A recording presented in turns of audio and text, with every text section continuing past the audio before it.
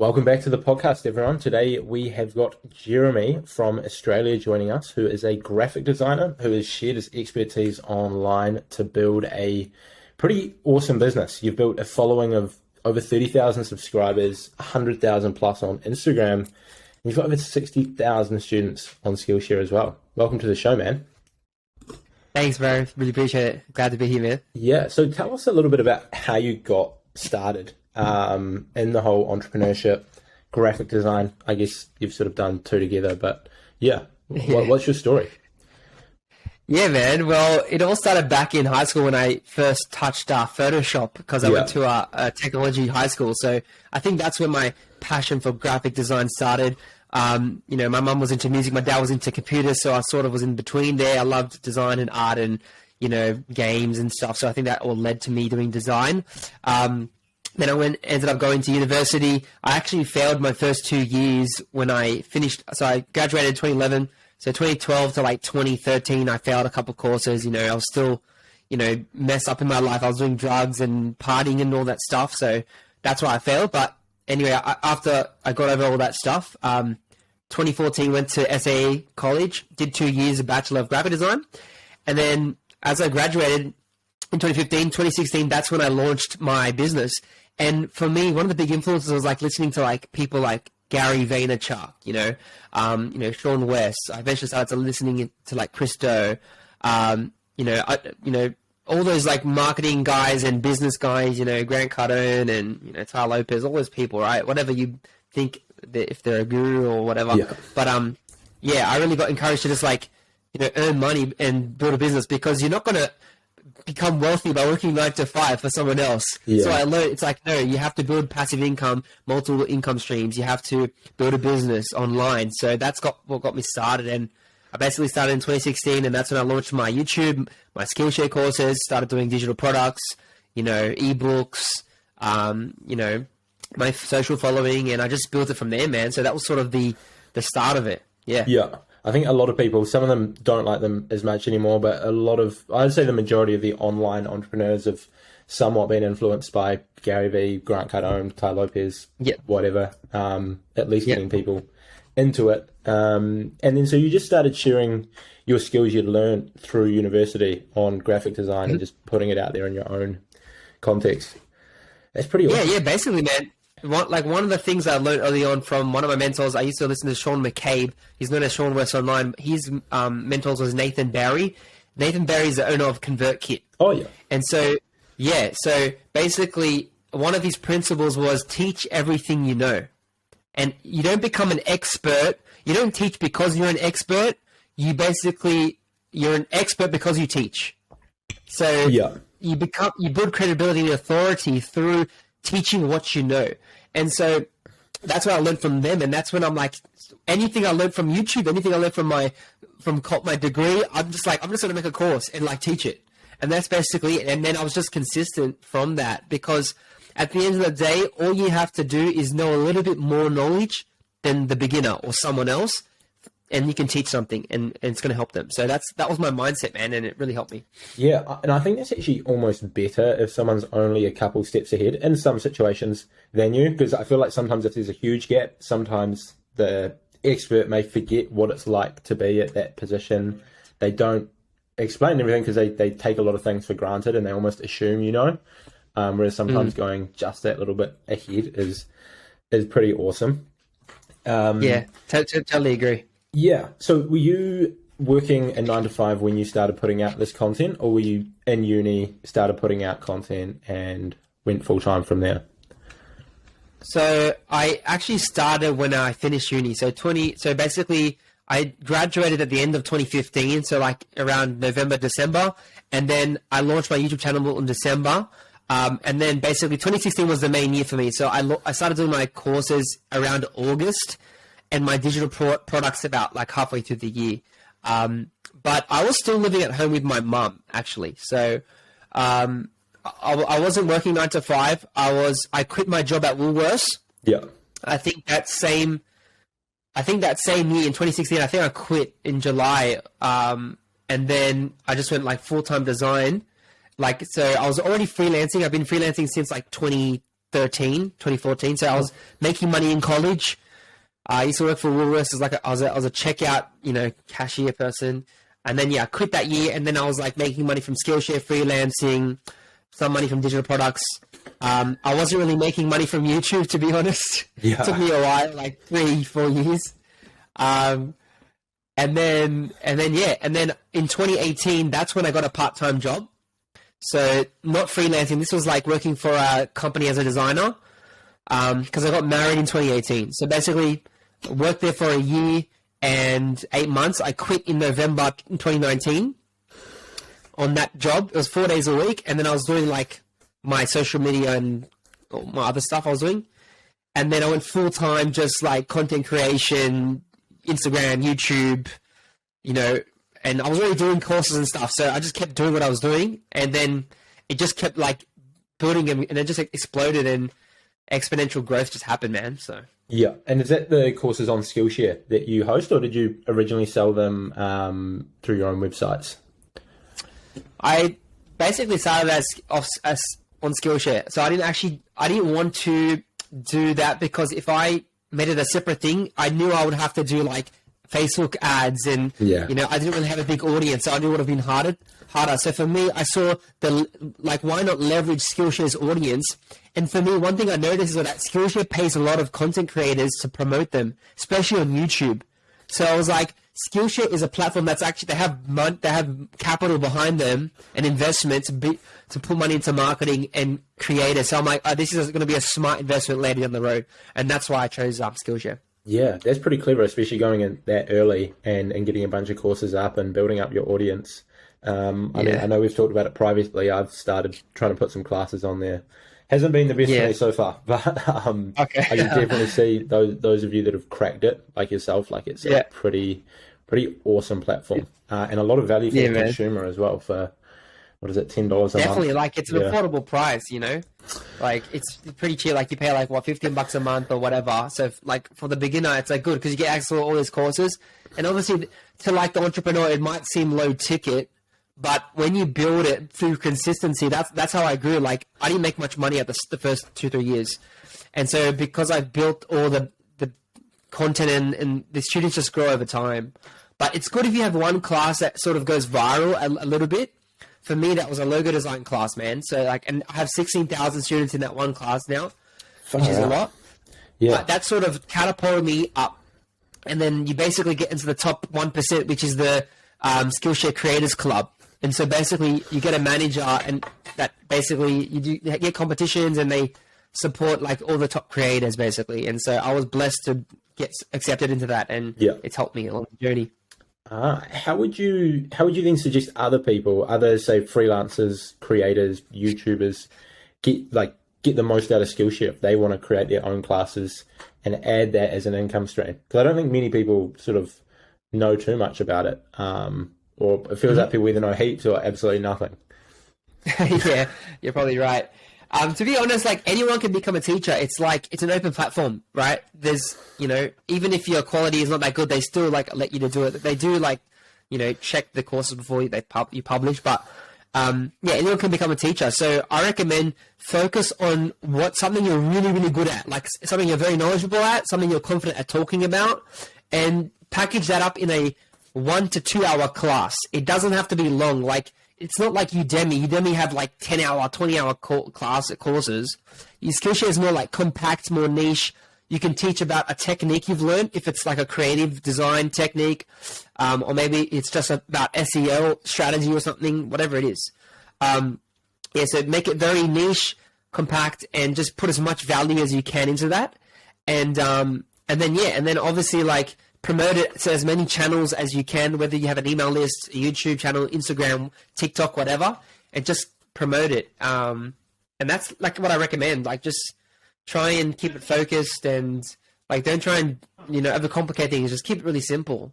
And I'm sure you'll get a couple of students in there, and some people will find it because people always want to learn stuff. Yeah, it seems like they've got a pretty good internal like SEO to it. I've only had a couple hundred people, I think, through my courses, which I assumed all came from YouTube. But then I've had a few people message me and they're like, I found you on Skillshare, and I'm like, hang on a minute, hold on, how's it happened? Although the one thing I will add for people listening, if they're trying to get into Skillshare, when it comes to titling your courses, be very careful not to use too many like promise style words like grow fast or stuff like that. I definitely made that mistake and had a few classes that got flagged saying like grow fast in 2021 or that Instagram growth stuff. So yeah, have to title them. They're a bit more strict with the community guidelines and stuff. They don't want it to be too like, spammy or whatever you want to call it, salesy, I guess. Like they just want to So you have to reformat it from what you do on YouTube. You can go a little bit less clickbait, I guess. And one trick as well is like in the project section and resource section, man, what you can do is put links to like some of your products or your YouTube channel and stuff. So you can get some, cross promotion there. So like I have people, for example, my logo design class, I have an affiliation with Logo Package Express. Yeah. And basically I put that link, my affiliate link inside that thing, and I still make sales through that. Because people in the course are like looking at the files and then they click in, I make some extra money. Yeah. Okay, that makes sense. Yeah, that's what I try and do on YouTube. And I think I've done it a little bit on Skillshare, but yeah, it's never really done heaps on Skillshare for me because I just haven't pushed those numbers through it yet. Of course, yeah. But, I can definitely imagine it. They definitely add up those affiliate links. And you still do client work today as well, correct? As well as doing Skillshare and that side of things? I do, but it's very minimal. So the only client work I do is basically sponsored content at the moment and custom campaigns. So it's all like content based. So they're not affiliates. They're like it's paid sponsored content, whether it's on Instagram or YouTube. Yeah. Which is still, but when it comes to like design work, like doing logos and brand work, I'm very selective on the clients. So I don't take on as many of those at the moment. But yeah, if I do take on, I'm really more trying to get clients in the tech, NFT, crypto space, web, gaming space. I'm into that. So sometimes it's like you don't really, I just say no a lot. But yeah. Yeah, fair enough. Only working with the ones you're good at. And I guess seeing you've built up these multiple revenue streams, then you can be picky like that and you can pick and choose who you want to work with and easily say no to the others.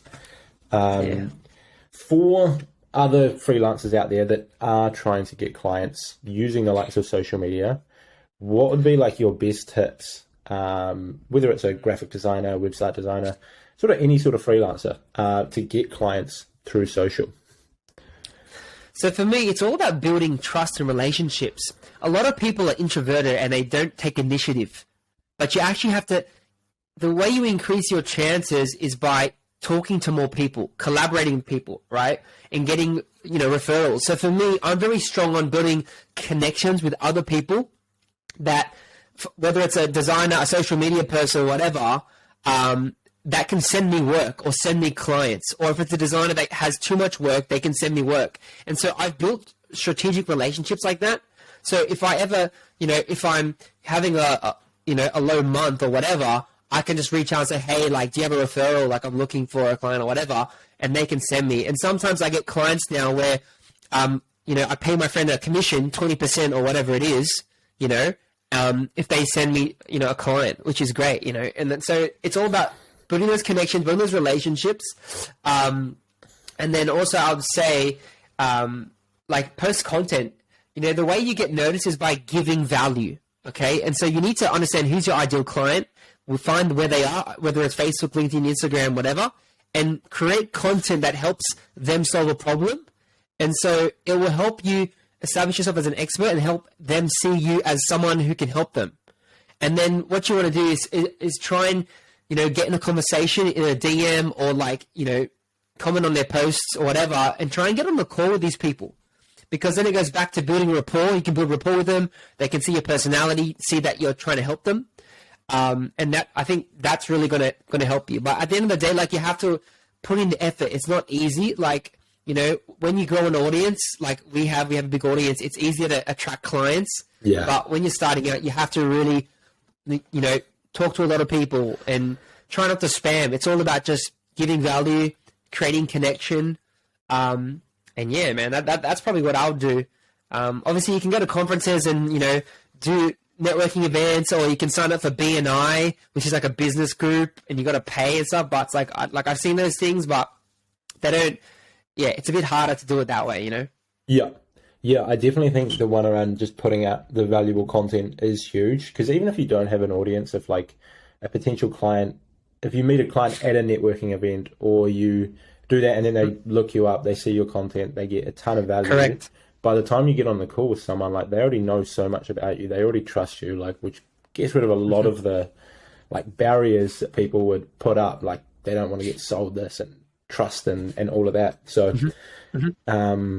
especially if you put them together, like if you put out content and you're reaching out with people, lots of effort, but in the long run, definitely it's worth it. Definitely worth it. And it's like evergreen, bro. Like it's exponential growth. Like it's a compound effect. Yeah. So that's why I teach designers and people, like, you want to attract clients. You don't want to go get clients, because then you're chasing the ball. Like, you want them to come to you. The only way to do that is by putting out free content, you know? And like, even for me, like I've gotten clients from YouTube. Someone saw my a logo design video, and then they're for a beauty business in the US. And then she's like, oh, I saw that you had a friendly personality, and like, I'm not a designer. I'm just like a business person. So I thought, like, reach out and see if you want to do my logo. And then boom, that was like, you know, $1,000 project or whatever it was. Far out. Like 4 years ago. Like, just from putting out some videos that I thought was bad, but like to someone else it was like valuable, you know? So just like, don't underestimate the power of content, you know? Yeah, I've had some awful videos on YouTube that have brought in some awesome clients. And when I look back at them, I'm like, why did people even watch these? But exactly. Yeah, it's just got to get started with it, eh? Yeah, you just gotta take action. That's the thing, you know. And congrats, by the way. I saw you hit 40K on YouTube now. 50, just at 50, yeah. 50. So pretty stoked with that. That's awesome, man. I love that. Cheers, so man. You'll be there pretty soon. Yeah, on the way. Slowly. Yeah. Now, if a freelancer sort of takes action on that, they start building up their audience, building up their personal brand, they're getting clients from it. What would be your best advice around sort of productizing themselves or building passive income streams off that? Because that's something you've done well. Like, you've built up your audience, and then I see you've got affiliate links and Skillshare. And what's your best advice around that for people? I'd say start off with something small. I think a course or a YouTube channel is a lot of effort doing video. Even though the world is moving, like, we have to do video now. Like, it's just part of every platform. I think just starting with something small. So for me, I'd say the best thing is create like something like an ebook or a checklist, or a digital template. So for example, if you're a web designer or a brand designer or something like that, or a creative, you can create a simple, like, you know, presentation template, or like something that, even like Canva templates. Like, if you're into Canva, like, you can make a whole pack and sell it to a client for like, you know, $15, $20, whatever. And then they can use that. And so it's like, just start with something small that you can create, and use assets that you've already used on client projects or personal projects. Just reuse your assets. You know, for me, like, early on, I made a $15 texture pack. So I had my camera, I went to my grandma's farm, took photos of like aluminum and like rust and all that stuff, and made like a 50 texture pack. And I've made like over $1,000 on that. Yeah. You know, over the years, obviously. But just something simple like that. And it doesn't take long to make. I'm not saying you're going to get guaranteed sales, because it just because you put something out there doesn't mean you're going to make sales unless you promote it and push it. But yeah, try and find something that's simple, that it can be implemented easily, but also something that's like relevant to either your clients or like other people who want to learn what you want to do. So you basically, you have two people: your clients, your client, ideal client, and then people who are looking up to you. So for me, other designers want to learn what I do, so I will share my templates on like how to present a logo or a brand, you know, or my texture packs or a logo pack. Yeah. But if it was for a client, I could probably do like Canva templates, because clients are not designers. They don't use Adobe, you know, for example. Yeah. Hopefully that makes sense. There's a good way how you actually go into thinking about like who your audience is and what's actually going to help them. Because I think a lot of people skip that step of they sort of just chuck something out, which is good, I guess, for testing, but it is really important to go over, what who your audience is, how you can help them, and just have a think about it, eh? 100%. I notice a lot of, or not a lot of, but I've seen a few designers especially go in and build like templates for different affiliate products almost. So they'll build a template to like give away for like a website designer. Like I've seen people do it with ClickFunnels and so on, which also seems to be a pretty effective strategy. Pretty much what you're saying, but instead of selling it up front, they're getting the affiliate commission each month on the back end, which is also, I guess, pretty wicked.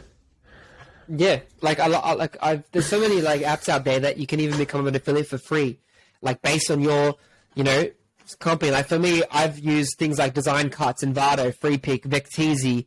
Like there's so many like tools, some subscription based things. They give you 30% most of the time. Yeah. And like if you can put that on your website, or maybe you just want to push one affiliate really well and build a long-term relationship, that's probably better instead of just having heaps. Because that's what I've learned. It's better to have like one where you have like a 6-month thing and they can increase your commission. Like try and get in contact with the partner manager or whatever.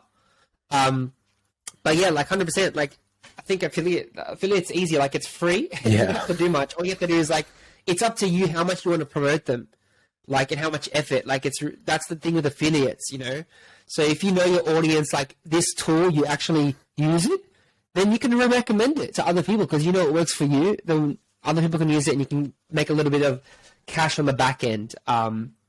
Yeah, so totally recommend that. Yeah, and like you say, chucking them in your Skillshare classes and finding as many places that you can publish it that'll help people and generate your commissions.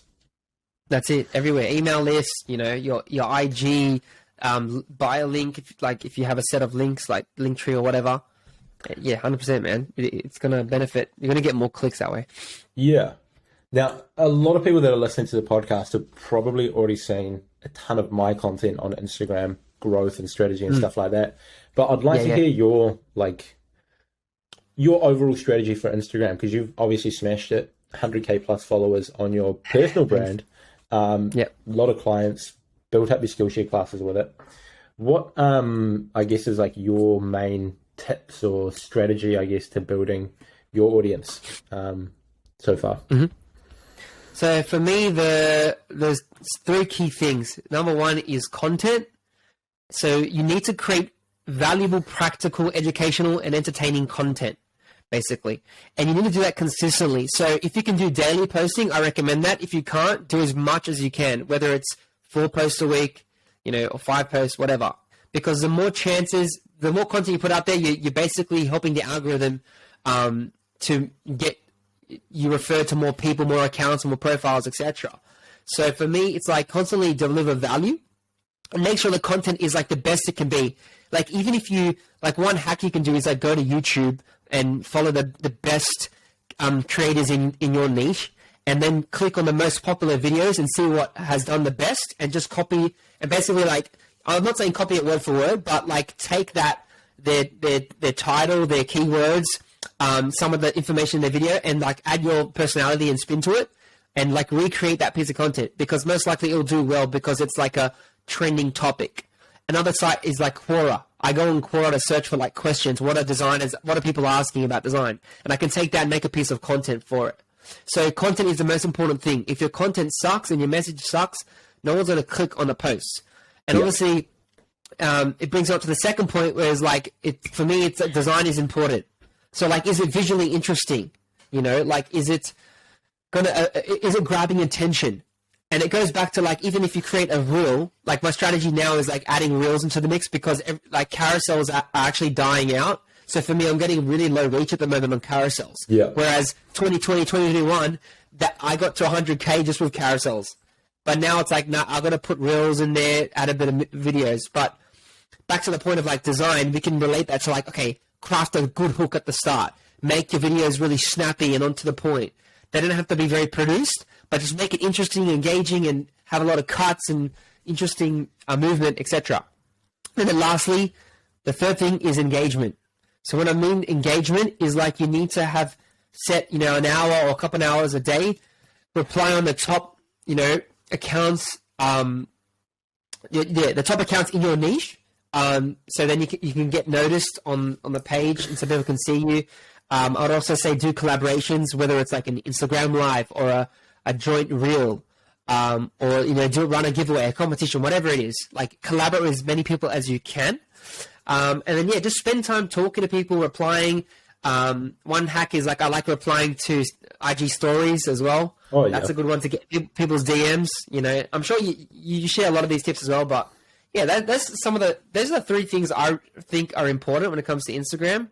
But if you niche down and focus on one thing and just like keep like reusing content that does well and see what works, test every month what's working, you're gonna grow and you'll get to 100K. It will take effort and time, but you can get there. Yeah, and I love what you said about reverse engineering, like the content, like trying to work out what people are searching for, what people are struggling with, and then just finding a way to deliver it to them in a way that looks great from a design perspective. Because like, yeah, it just makes it so much easier when you actually figure out like what are people into. Yes, and then you don't have to guess, because otherwise you have to guess what content people are into. You have to guess the design. It just takes a lot of that out of it. And I also definitely like the idea of replying to stories, because I feel like when it comes to networking on Instagram, lots of people are sort of spam the hey, love your content sort of stuff in the DMs. But if you reply to a story, it comes across as like much more genuine. More organic. And that's what you want to be. You want to try and be as organic as possible, and and build relationships. Yeah.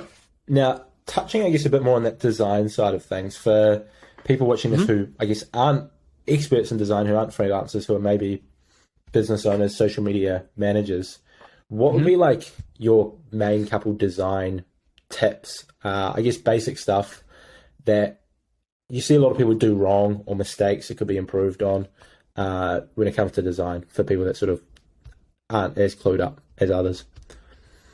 Yeah, I think a few of the main things is like typography. I feel like learning how to use like text and typography is important because it affects readability. You want things to be legible and readable. So learning to use the right amount of white space when you do it, whether it's a carousel or a post, so white space, having hierarchy. So understanding like what's a headline, what's a body, paragraph, and never put too much text. People do not read, people scan. Okay. Even if it's a video, you want to have like 1 or 2 lines. You don't want to have like beyond 2 lines, because it just needs to be short and snappy. So yeah, learning to use text well, picking the right fonts. There's so many free fonts out there. It doesn't always have to be a clean font. You can use script or whatever, but just make sure that it connects with your personality and your brand, but also that it's readable, legible, and that people can scan through it really quickly. Another thing is like learning to use colors. A lot of people have bad contrast, so it can actually hurt the eyes. And like a lot of people read on phones and digital screens, and if something doesn't look good, like it's gonna make your eyes fatigued. Yeah. Okay. So people don't want to strain their brain. Yeah. The brain's straining, that's trying to squint and look at something that has bad color ratio and contrast. So learning to use contrast well, learning to minimize the amount of colors and fonts, keep things simple, like 3 or less. Like that's my general rule. 3 or less and if you need, you don't need, I'd say 3 or less colors. So like have like a main background color, and then have like your main brand color, and then like a secondary color, whether it's like a gray or white or something just subtle. So that's what I recommend when it comes to like color and typography. Really, those are the main things. And then lastly, like use the right imagery. So I use Envato Elements. It has great 3D images. You can use things like Icon Scout as well. They got like great illustrations and images. So that makes your content a bit more interesting, a bit more, visual. So people are humans are visual. So try and appeal to that side of the brain and add some of those things. And you can pay a subscription as cheap as like, $15 a month. Like it's affordable. Yeah. And you can add some graphics, Yeah. Yeah, that definitely makes it pop. I notice a lot of them that do really well have got some sort of imagery on them. Yeah. Exactly. What would you say if you were starting, I guess, on the social media scene like today, what platform/trends would you be focused on? Like, would you still today suggest people go hard on YouTube or Instagram, or do you recommend people go all in on TikTok? Or I guess, for what do you suggest today? Good question, man. For me, I love YouTube. I think building a YouTube channel is one of the best things, because not only it's the best platform for monetization, Yeah. I would recommend TikTok, but the monetization is not the best on there. And it's a younger audience, right? They don't have money, right? So for me, YouTube is the best long-term play because you make money from AdSense, you can make money from sponsors, you can make money from affiliates. Not only that, but you generate a whole channel's worth of content so you can, send people that link and they're going to see that you're an expert and you can solve their problems by, heaps of content. Secondly, it's just like better for your personal brand as well because you're going to learn so many skills along the process. You're going to learn video editing. You're going to learn, and I'm not saying you have to do it all yourself. Like when you start out, it's okay, but you can eventually outsource it, Yeah. But you'll learn like how to be more confident, how to speak better in front of a camera. You'll learn how to come up with titles, headlines, thumbnails, content ideas, how to think different. And so those skills are so valuable to me because it's going to affect every part of my business. So that's why I'd say go hard on YouTube, build a business on that.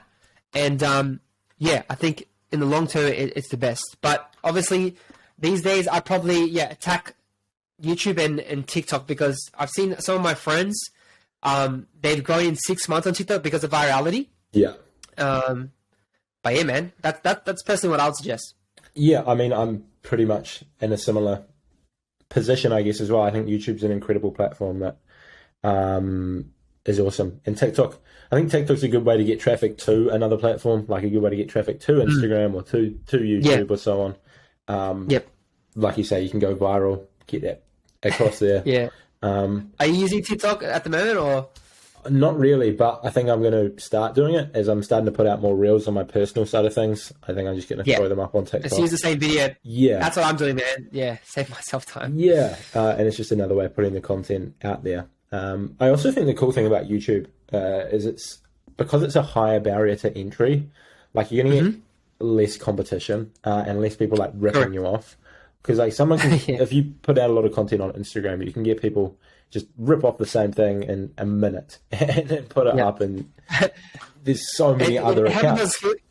Yeah, I agree with you. It even happens like sometimes. One time I had some guy take my Skillshare course and put it on YouTube, the whole thing. Yeah, and I was like, and I was trying to get them to like flag it and cancel it, and I messaged him, but that happens as well, man. So yeah, it sucks, but people are dodgy, man. If they steal your YouTube videos, it usually comes up in the studio the way, because I've seen a few people that have just like reposted on YouTube and YouTube just detects it straight away. But if it's so much better now, like the technology.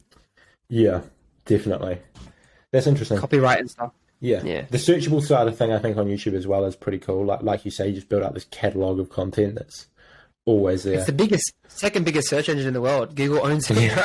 So it's like, it's like, even when I search things on Google now, it just pops up with videos at the top of the list now, like from YouTube. So if I need a problem, I just watch a quick video and like solves my problem, Yeah, exactly. And if you can get your videos ranking there, it's pretty awesome. Tricky to do because usually they only show like a couple, but if you can get yourself in there, it's insane. So true. Yeah. Now I don't have too many more questions, to be honest, mate. But one of the big ones I think we've covered a lot here is like, what would you say have been your biggest mistakes that if you could go back and sort of like give yourself advice to shorten the curve, what would you say they've been? Or maybe it's not even personal mistakes, but mistakes you see a lot of other people make that you would like want to tell them. Yeah, so I think not specializing soon enough. So I think always, like specializing and niching down is so key. Obviously, I do believe if you're just beginning out, like explore, experiment, try stuff out. But eventually you have to like come to a point where it's like, okay, I got to stick with something. Yeah. Because to become known for something, you have to master that thing. If you look at all the great philosophers, inventors, Einstein and, Thomas Edison, all these people, they focus on their craft, on their one thing. So it's like, if you specialize and project one voice, one message, then it's going to build your authority, your personality. You're going to be so knowledgeable in that things that you can charge higher prices. You can, your services and products, you just know what to do. And that's why I say, for me, I should have done that earlier instead of just doing too many things. Like I was doing illustration and I was doing logos and photo manipulation, a bunch of stuff, right? But I've learned, like, when you craft a social media or a channel or a business, specialize, master that thing, and like craft your unique experience. The second thing I'll say is have a process. So whether it's a content creation process, whether it's a client process for your client projects, project management, make sure you build a solid process, that you build templates to save you time. Yeah. And constantly refine that process with each new project or client. Refine it, make it better, because it's all about the customer experience. If you can improve that overall, it's going to have a great effect on your business and even on your sanity. So you're not always like wasting time, like building stuff from scratch.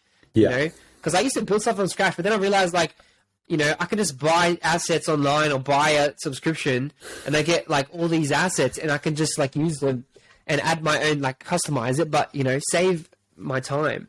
So I'd say like those are the biggest things. And then one more thing is like outsourcing. For me, I didn't really outsource because I'm really attached to my creativity and my design process. So for me, if you want to build a business, it's good to outsource, like, because trying to do too many things, I'll be honest, it's hard juggling everything. And now I've got a kid, it's even harder. So it's like I outsource some stuff to some freelancers here and there, not as much as I should be doing, to be honest. Yeah. But because I have a large skill set, I'm very fast with my tools and my apps. But yeah, if you're early on the journey, I think if you can find, you know, some cheap freelancer to help you, you know, whether it's writing emails or researching or, you know, designing thumbnails, you know, small jobs, I recommend doing that. But those are some of the mistakes I made early on, man. Yeah, I think that's huge, especially the whole like processes side of things, which probably also leans into outsourcing as well.